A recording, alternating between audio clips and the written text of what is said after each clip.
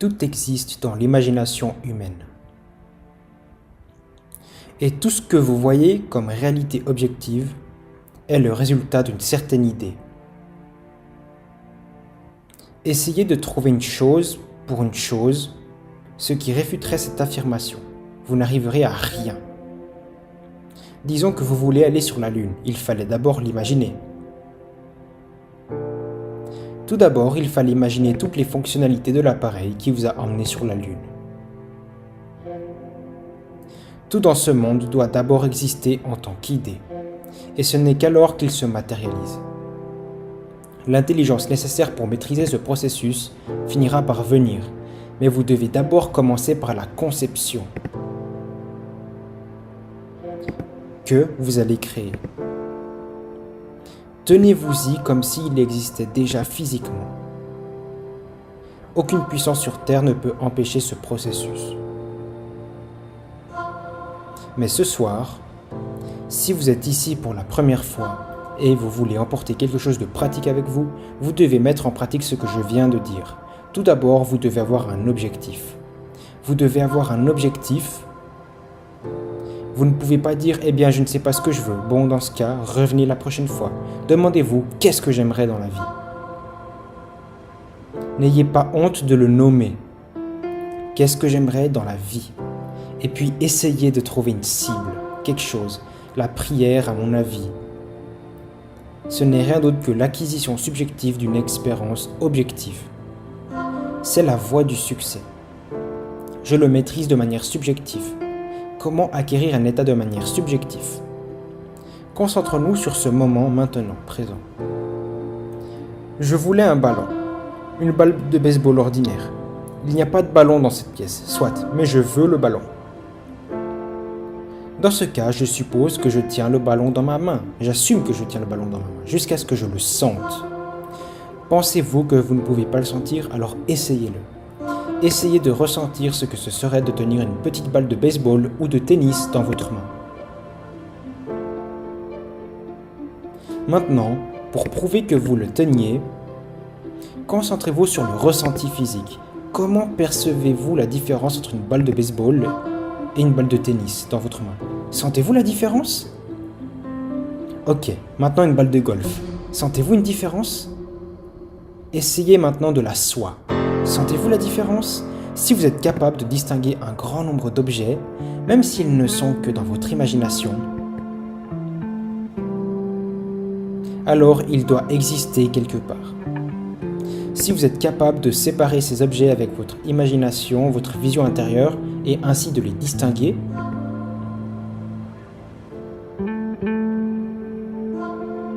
alors je peux commencer à ressentir, commencer à percevoir, commencer à sentir la rose. La rose elle-même n'a pas d'odeur. Elle ne dégage pas non plus l'odeur d'une fleur, mais je peux toujours reconnaître la rose. Maintenant des lys à longue floraison. Je peux aussi le reconnaître, mais qu'est-ce que j'en fais? Cela les attire dans ma réalité. Quelqu'un se souvient de Neville et lui envoie une fleur. Et ce sera la fleur que je sens vraiment, que je touche vraiment, dont je perçois l'odeur, que j'imagine. Voilà comment cela fonctionne. L'argent aussi a son odeur, son parfum spécifique même. Pour les gourmands, ce parfum est plus intense que le parfum le plus étonnant du monde. Il peut reconnaître l'argent à l'odorat. Vous mettez un sac d'argent devant son visage et c'est comme mettre une rose devant mon visage.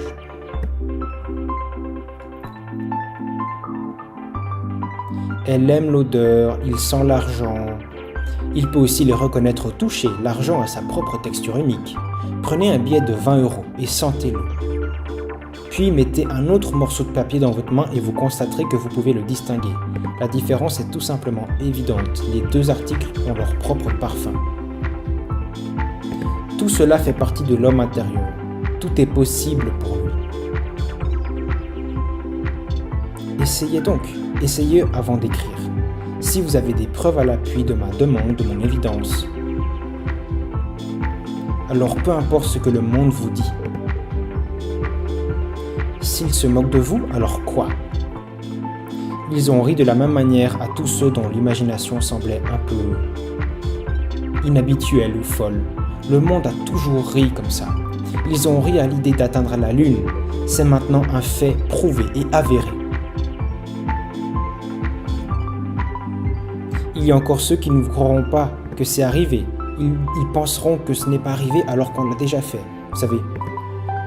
Parce qu'ils ne veulent pas croire que nous avons réussi.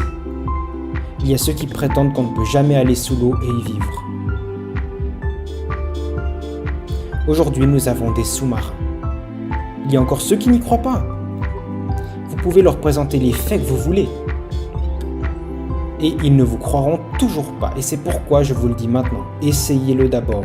Et si cette méthode fonctionne pour vous, alors peu importe ce que le monde entier pense. Et c'est pourquoi ce soir, acceptez comme objectif, rendez-le agréable, soit pour vous-même ou pour quelqu'un d'autre. Car chaque fois que vous exercez votre imagination avec un amour pour le bien de quelqu'un d'autre, vous devenez médiateur de Dieu pour la personne en question. Alors imaginez la vision intérieure de votre ami. Imaginez-le, comme l'homme ou la femme que vous voudrez qu'il soit. Et ne leur en parlez pas. Ne demandez aucune gratitude. Supposez juste qu'il vous parle. Et qu'il vous annonce de bonnes nouvelles sur eux-mêmes. Qu'ils soient heureux, un grand sourire. Vous les félicitez. Et vous suivez votre propre chemin. Croyez-en la véritable réalisation de cette idée. Cela pourrait arriver demain. Cela pourrait arriver après-demain. Ou chaque semaine, tous les mois. Cette situation, à son heure dite, mûrit et finit par se remplir. Ne vous inquiétez pas, laissez-la aller. Ensuite, ça arrivera. Je veux dire cela quand je dis que le sentiment est le secret, le feeling est le secret. J'imagine une certaine humeur, le sentiment que j'aurais si j'étais là où je voulais être. Je n'ai rien à toucher.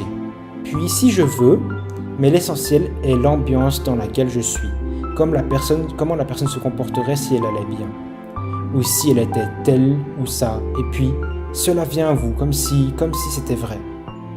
Il faut toujours aller jusqu'au bout en entier. Vous commencez toujours par la fin. Nous imaginons toujours les choses à l'avance, avant que les preuves ne se soient révélées.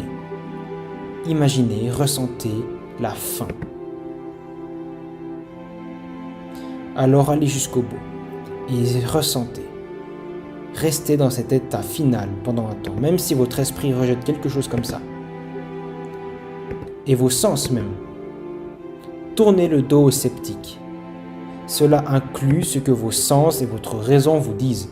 Tournez le dos également aux douteux et aux sceptiques à l'intérieur de vous. Ces pensées ne sont rien d'autre que l'enfer ou le diable ou Satan dans ce monde. Ces pensées négatives, ces sceptiques. J'entends par là les douteurs et les sceptiques, alors tournez-leur le dos. Et puis, vous marchez comme si les choses étaient comme vous voulez.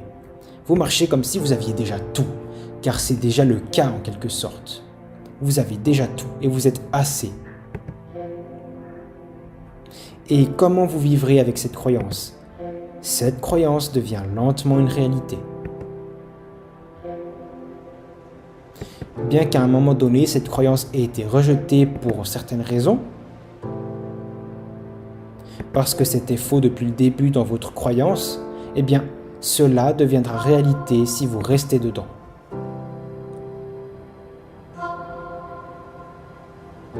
Et ainsi, vous apprendrez à créer des croyances et à y rester dedans. Et puis, ça arrivera à vous. Nous avons affaire à l'essence des choses non vues, et notre esprit doit donc adopter l'habitude de voir la réalité et de ressentir que les pensées, nous ne contrôlons que la seule existante qui existe, et toutes les choses visibles ne sont que ces différentes normes. Par conséquent, nous devons percevoir nos créations mentales comme une réalité spirituelle, et donc croire que la loi de la croissance s'occupera du reste.